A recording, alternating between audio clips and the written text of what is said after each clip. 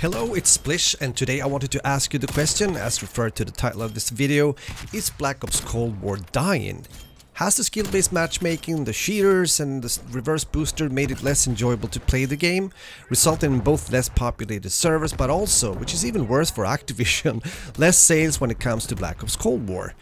We got an early indication that it would become hard to reach the same initial sales and numbers, since it took about 3 weeks for Cold War to reach the same numbers as Modern Warfare got within 3 days after release.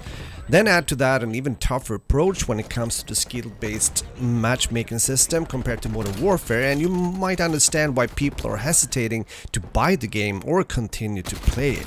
The game is also still suffering when it comes to bugs, but even worse, the lack of an anti-cheat system that effectively would at least reduce the amount of cheaters in the game is nowhere to be seen. I'm mainly now referring to the multiplayer aspect of the game, but the integration of Cold War in Warzone hasn't been that appreciated by the community. Problems with weapon meta is one of the issues, but luckily today Treyarch is doing an update and nerfing the DMR again. Yes, it's the second time, and this time around it actually seems to be somewhat nerfed properly. A lot of players, especially in Warzone, will appreciate that, although the recoil added will still be pretty easy to manage on PC compared to playing on a console.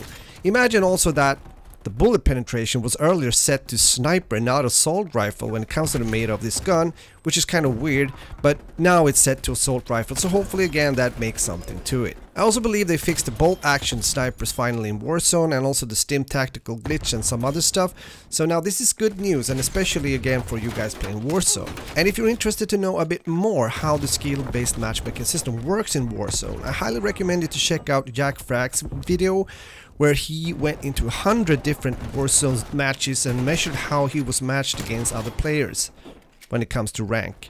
The short version for those of you that want to avoid sweaty lobbies with mainly gold or diamond players is not to play Warzone during 6 PM to 11 PM local time.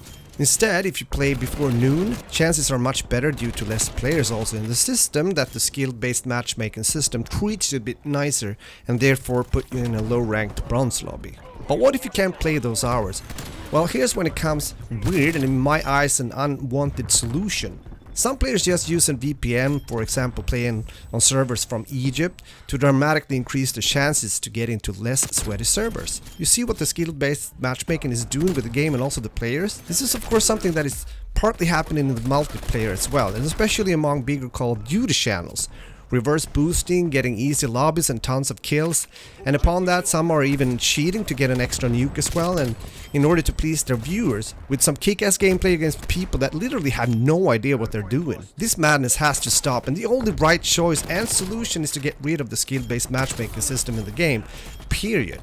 If Activision or the devs that are in rotation wants to continue to expand their ideas and try new concepts, game modes, maps and weapons, go ahead, feel free to do so, but do not change the core foundation and experience of Call of Duty as a game, which is a casual arcade shooter. If that doesn't happen, and if Black Ops Cold War ain't dying, as referred to again to the title, then it will be eventually something that will happen down the line, when the next COD, for example, comes out, which might be in the hands of Sledgehammer. And to be honest with you guys, I've never believed that these guys can do something either Treyarch or Infinity Ward can't do, so at the end of the day, the decision to make this happen is in the hands of Activision as a publisher. But will they remove skill-based matchmaking as we know it today? Probably not, at least not soon.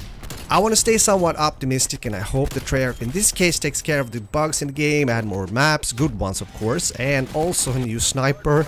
And for God's sake, don't add a Dragonov or something. I'll cry tears of blood if that happens, instead of another sweet bolt action sniper. Yeah, I have wishes as well. Guys, now take care, and as always, leave a like on the video and let me know your thoughts as well. And if you're new to this channel, make sure to subscribe, turn on the notification bell for more great gameplay information that illuminates our days in an upside down pandemic world. Cheers and later!